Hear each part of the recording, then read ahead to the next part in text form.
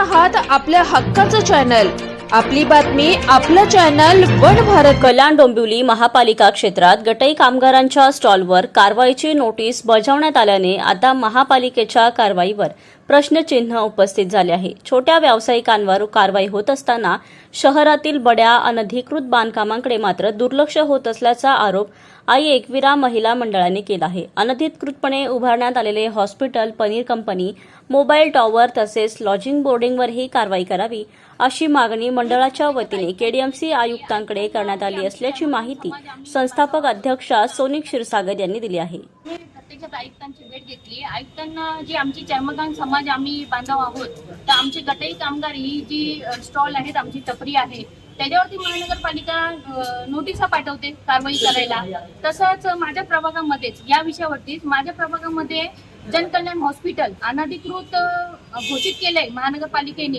आणि त्याच्यावरती MRTPचा गुन्हा मी दाखल केलेला आहे, तरी पण त्याच्यावरती कारवाई नाही करत। आणि तसंच भालपर्यंत तुम्ही गेलात तर पनीरची कंपनी आहे, ती बेधडकपणे त्यांनी रासरूसपणे डबल मजली बनवली आहे, त्याच्यावर पण त्यांना कारवाई करत नाही। आणि चीज एनोलप नावाच्या खाली ते दही आणि पनीर हे बनवतात, ते चालतं महानगरपालिकेला।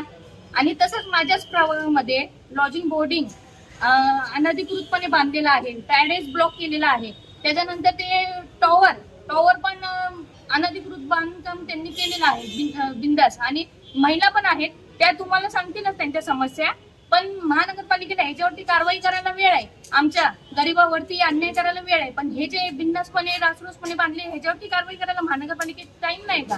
ह्याच्यावरती कारवाई का करत नाही महानगरपालिका? हा कुठल्या दबावाखाली येऊन महानगरपालिका काम करत नाही? आमच्यासारख्या गरीबावरती का अन्याय करतात? काय मागणी आता तुमची? ते बिंदास रासरूसपणे जे बांधकाम केलेले आहेत आणि जे गुन्हा दाखल सुद्धा होऊन बांधलेला आहे, ते जर लवकरात लवकर जर तोडला नाही, आता तू साहेबांची भेट घेऊन मला झाले, गेल्यावेळेस पण मी 2 महिन्यापूर्वी भेटली होती साहेबांना, तेव्हाही हे प्रकरण मी सर्व सांगितलं होतं। तर आता साहेबांनी मागितलाय वेळ मला, तर मी आज वेळ देते, एक 15 दिवसाचा वेळ देते हवा तर, त्याच्यानंतर मी महानगरपालिकेवरती बेमुदत आमरण उपोषणाला बसणार आहे। FDA-कडे तक्रार आहे, मुंबईला जे आहे तिथे मी तक्रार केलेली आहे। आता ते ताई बोलतील। आम्ही ज्या बिल्डिंग मध्ये राहतो, तुळशीराम प्लाझा, त्यांचं ऑलरेडी एक लॉज आहे बाहेर, त्याचा पण आम्हाला खूप इश्यू आहे।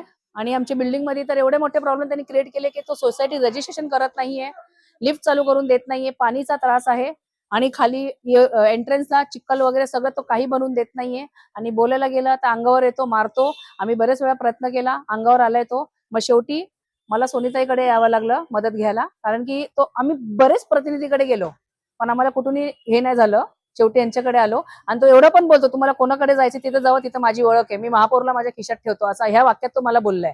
मला काय अख्ख्या सोसायटीला तो बोललाय, आम्हाला काही नको, आम्हाला सोसायटी आम्हाला करून द्यावी, लिफ्ट चालू करून द्यावी आणि पाणी आम्हाला भेटावं, हीच आमची आपल्याकडे विनंती आहे।